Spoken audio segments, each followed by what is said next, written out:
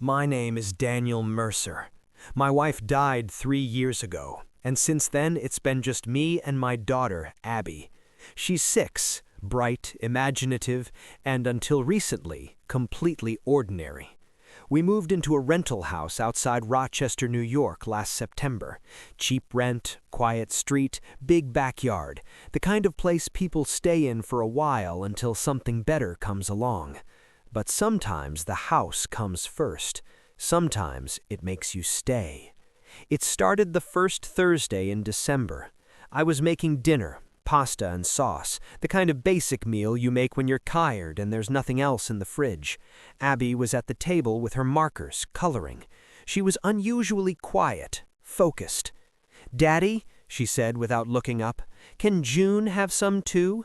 I didn't turn from the stove. "Sure, sweetie, set a place." "June," she repeated. "She's my friend." I smiled, assuming she meant some imaginary playmate. Kids do that, right? Invisible friends are normal, harmless, a part of growing up. I'd poured invisible tea before. I'd tied invisible shoelaces. This was just Abby being 6. "She likes the twisty noodles," she said. "The twisty noodles?" "Rotini," she corrected. "Rotini," I said, turning around. "How do you know that word?"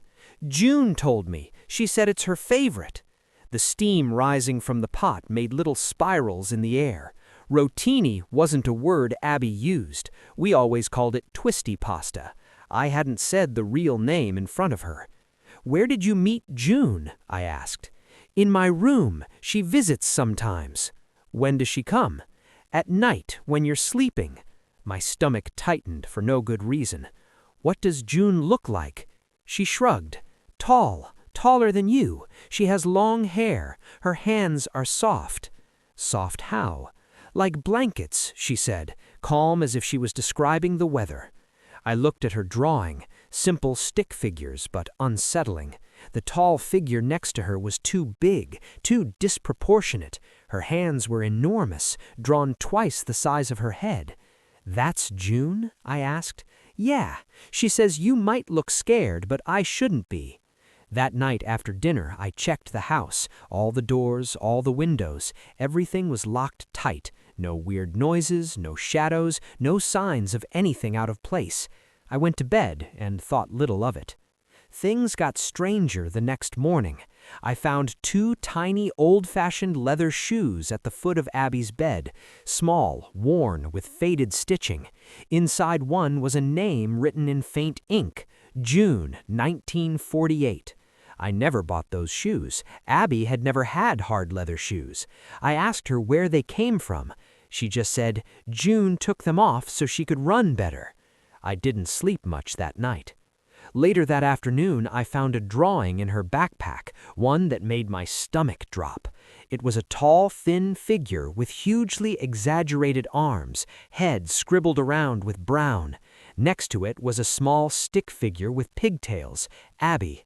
At the top, in childlike letters, was written, "Me and June." I asked her about it. "She lives in the walls," she said matter-of-factly. "She says she stays because she was forgotten." I didn't know what to say. That night I couldn't sleep. At 2:14 a.m. I heard a sound, like the soft movement of something just beyond hearing. I got up and checked Abby's room. She was sleeping, but the room was cold. Not chilly, cold like a freezer door left open. And in the corner where there should have been nothing, I swore I saw something, just a dark shape before it vanished when I blinked. I started researching the house. The landlord gave me old property records, mostly boring renovation permits. But when I searched deeper online, I found something disturbing. The house was built in 1947. One of the first families to live here were the Carsons, a couple and their daughter June. According to archived newspaper reports, June disappeared in the winter of 1953. She was 6, the same age as Abby. Her father claims she had been asleep when he last saw her and woke up to find her gone. No footprints, no forced entry, no explanation. Her shoes, the exact style I found in Abby's room, were never recovered. June's father eventually was committed to a psychiatric facility. He kept saying that June was still in the house, that she learned to fold herself into the walls. His final journal entry read, "The house remembers what we forget. She told me she'd find a new father one day." Some of his journals exist as scanned text in the public records. I don't know why I read them. That night at 2:58 a.m., while reviewing a recording I set up in Abby's room, I heard it on the playback. A whisper, soft, almost too quiet to catch. It said, "You said you could stay." Then, "Daddy doesn't understand yet." Then, "You look just like her." And then, laughter, a small, brittle sound that made my skin crawl. I deleted the recording, and still hear it. A few days later, I heard Abby screaming. I ran in. She was shaking in the corner of her bed. She was on the ceiling. She said you were her daddy now. I went to her closet. Inside was a Polaroid, a photograph of a man asleep on a bed. Me, taken from the ceiling corner. On the back, in crayon, "We waited. Now you see." I didn't sleep that night. I checked more records. I found June's final log from the psychiatric facility. It said, "She visits in the cold months, knows where we hide our memories." Abby said nothing about it, but she set a pillow on the floor next to her bed. "For June, so she doesn't get cold." I moved the pillow out of habit.